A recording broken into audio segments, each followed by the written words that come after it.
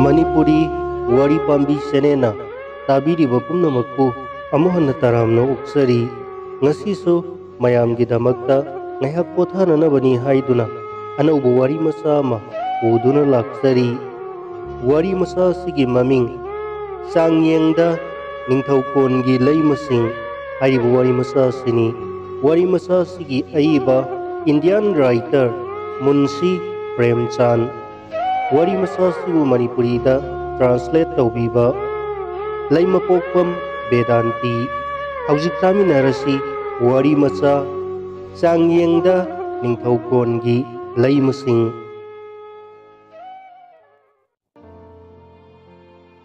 Delhi Sahar da Nadir Sahagi Lanmi Singna Fongna Mihat Mipun Sathari Lairak Konsang Kudingda Igi Turel Seli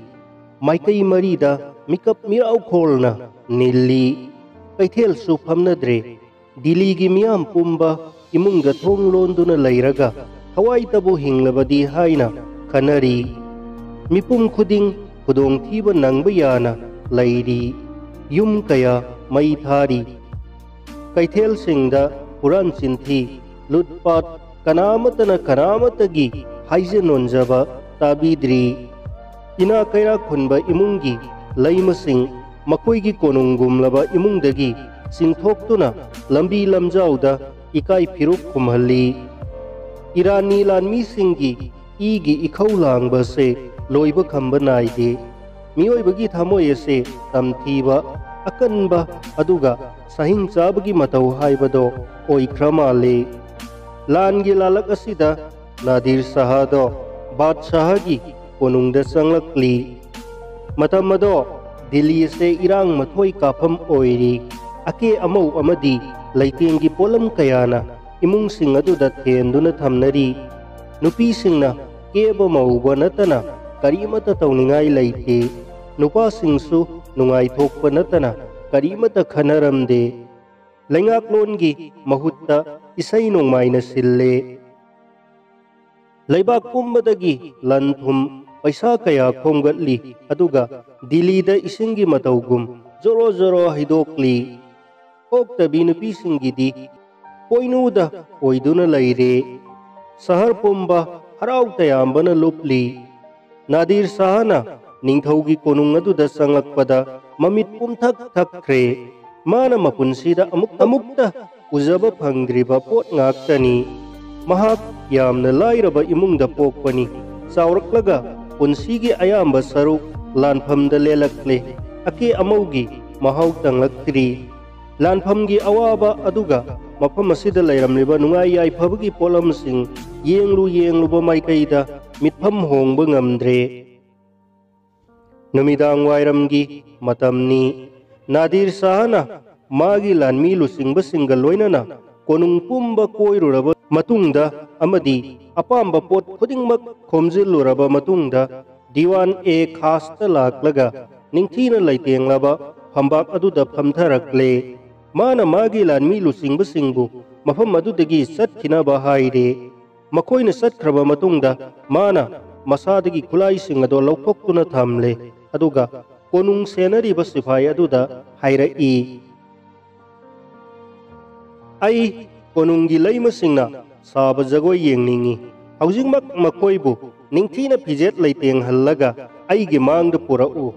Thunamak Pura'u Ningai Taubu Yaroi Hayu Konungi Sifaido Wapamado Tabada Okthakta Braja Tabagum Thokle Numitki Mangalna Ujage Haiba Phauba Hangdaba Nupi Sing Adubu Karamna Mitopki Mamangda Thorakani Jagoi Saba Konungi Laimasingna Jagoi Saba Asuk Chauna Ikaiba Pibasi Amukta Taukhidri Mihing Chaba Dilibu Itana Masu Sangnaba Faubada Pendrivara Adubu Nadir Sahagi Mamangda Wahai Amapta Fauba Haiba Ngamlamde Maramdi Mangonda Hangatna Ngangluba Haibase Hingna Mainungda Songsinbaga Pangkhakni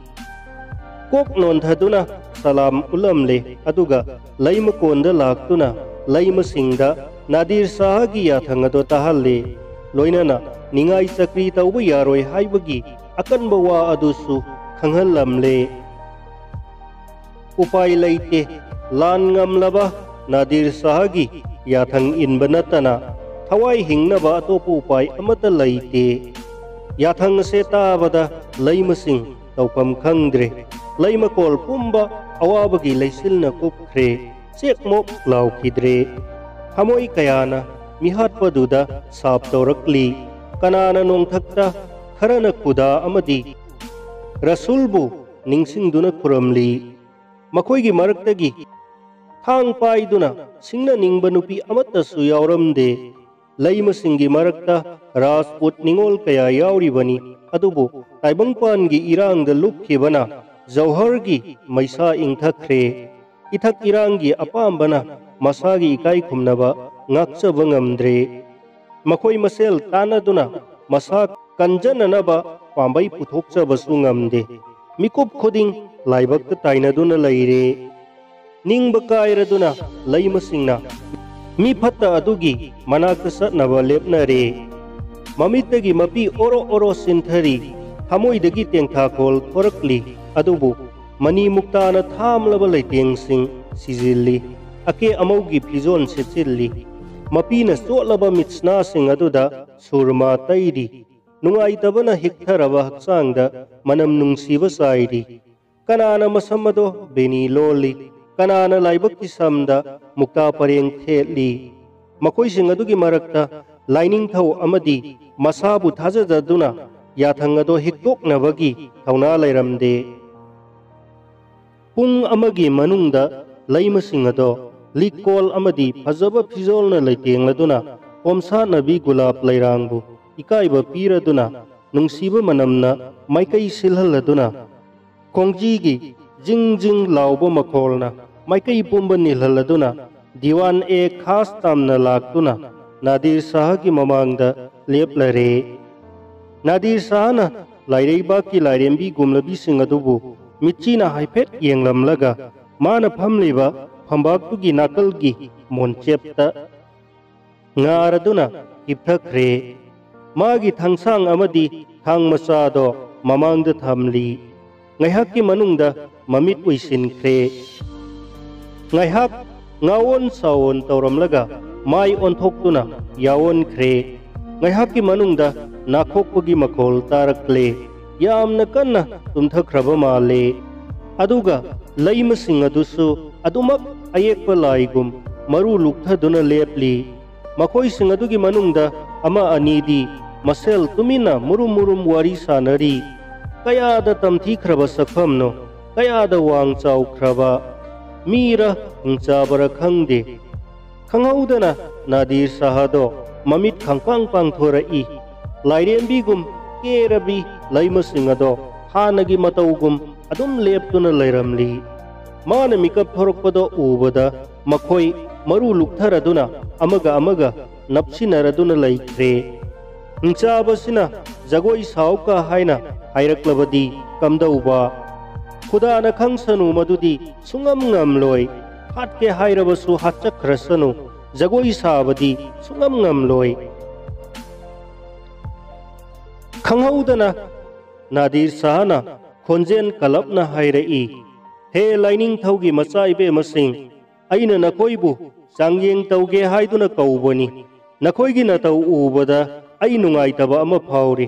नखोइगी मरमदा अइना खनबदौमक चुमले कांगलुप अमगी नुपीसिंगना थौना लैत्रबदी कांगलुपतो सीबगा पांखकनी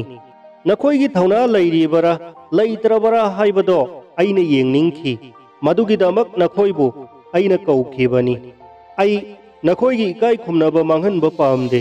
अइ इथक इरांग palm मीसु नते पामलबदी अइना ngasi ओइरिबसे ओइरमलोय अइ अके अमौ palm मी नते पामलबदी इरैबाक्ता सरोट अमदी सितारगी रागदा ngauduna लैरमगनी मदुना नखोइगी हिंदुस्तानी इसैदगी यामना हेना नुंगाइबा फंगबा ngammi अइदी सुमनतंगी नखोइगी चांगयेंग लौबा पामबनी अदुबु ngasi नखोइ उरुबदगी नुंगाइतबा अमा फाउई नखोइदा जौहरगी थौना याउद्रे नलमद्रबदी अइगी याथंग ngaktuna अइगी इमांगदा लेपलमलोय नखोइना मफम असे यौरक्लबा फाउबदा अइना खुदोंग चाबा P अइना तुमसिनदुना लई अदुबु नखोइगी मरक्तगी अमत्तनसु अइगी नाक्ता लैरिबा थांग असिना अइंगोंदा थिनखिदे खुदाबु पंदुना हाइरिबसिनी नखोइगी मरक्तगी अमत्तंगना अदुमना तौरमलबा अइना मंगोंदा Coke नोलमगनी अदुबु अवाबदी ngасidi Taimur Sagaida अदुगुंबा थौनादो मांख्रे हौजिक्ति सागै असि लैंगाकसे मांख्रगनी खोंगुल mummy फाउब ताहौररोय नखोइ चलो नखोइगी सागैगी लैंगाक असे ngakचनबो होनजौ नत्रबदी अके अमौगी इथक इरांग लुप्तुना मालेम असिदगी नखोइगी सागैदो सोइदना